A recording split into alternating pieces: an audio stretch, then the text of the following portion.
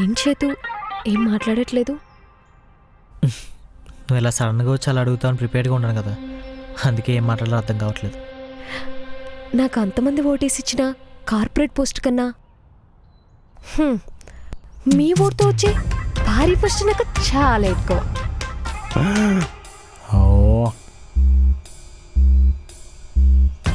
ఇదేంటి ఇంకా వర్కౌట్ అవ్వలేదా చైతు? ఇంకా కాదనుకు చైతు, ఇంతకు మించి దూరంగా ఉండడం నా వల్ల కాదు.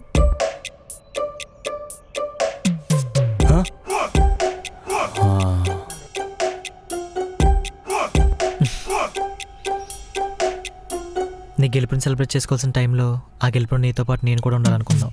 అంతకుమించి నాకేం కావాలి? మామూలు